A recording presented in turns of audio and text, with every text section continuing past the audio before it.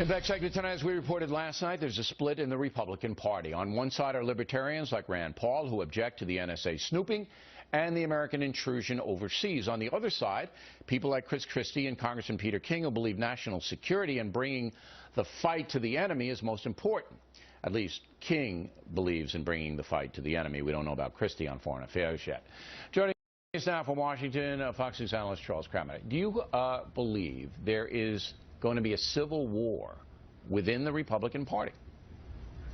Well, it's not exactly a game of croquet, but it's more like a tug-of-war at a family picnic. One side will pull the other into the mud. They'll all clean themselves up, and then they're going to drink wine and have a jolly time. You know, there is nothing new here. We have had a debate between the internationalist and isolationist among conservatives for about a century. It wasn't until Pearl Harbor that conservatives were internationalists. They were isolationists. After the Second World War, it took a while before they signed on to the Cold War, and that's what was the glue that held the coalition on the right together, anti-communism. You would have expected the breakup to happen in the 90s, but actually it was delayed until, because of 9/11, there was a new enemy, the troops were rallied. The real split is beginning to happen now as the memory of 9/11 fades and as the imminence of the threat is felt to be far less. So this was to be expected. It was only a matter of time. And I don't think it's as radical a division. No, but it's getting very personal, though. And I don't know if they're going to be able to override this. We had Karl Rove on last night, and he laid out a case that the Republican Party would be pretty much committing political suicide if it defunded or attempted to defund part of Obamacare. And Rove put forth that, number one, most of the money has already been allotted, so nothing really big is going to happen. And number two, that the media would then brand the Republican Party, if it did manage to shut down the government, so the Army and the Navy and the Marines and everybody wouldn't get their paychecks. The media would go in immediately, and to the casual American who doesn't follow this stuff, which is most of us, unfortunately, once again, the Republicans would be looked at as loons. But on the other side, the talk radio people are basically saying, look, if you don't try to defund Obamacare, if you don't buy into this big thing in September to shut down the government, then you're not a real conservative. You're not really with us. So it becomes very personal in that regard.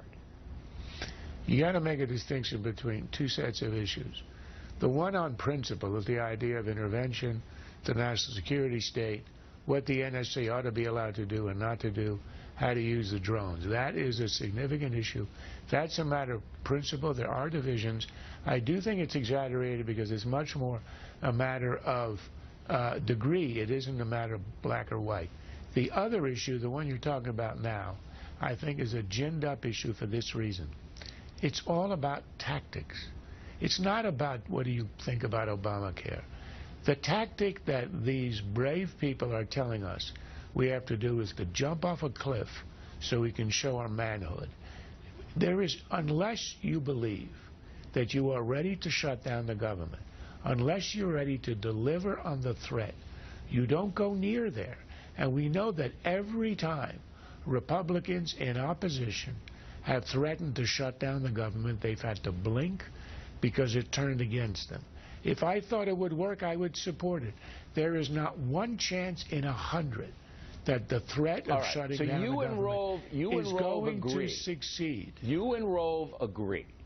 But that isn't stopping the far right, or whatever you want to label the talk radio guys and some cable guys. That isn't stopping them. All right, they say this is it. If you're not with us on this, you're against this. You're a rhino, a Republican in name only. You're this, you're that, and that gets to be very personal. I'll give you the last word on it. Look, the slings and arrows of the business. If you're not used to that, you should be doing something else. So that's not. I don't think that's the real issue. The real issue here is whether you're playing the short game or the long game. The short game, where you control one house of Congress, you have no chance of repealing Obamacare. Zero, because the other side sees it as the signature issue of the president and the Senate. You play the long game You don't risk your popularity, which I think is increasing for the GOP. People are very disillusioned with what the Democrats have done in the last 5 years. You play for the elections in 14 and in 16. You build a constituency, and you don't show that you are completely irresponsible and shut down the government, knowing that you will in the end have to cave. All right, Charles. Thank you.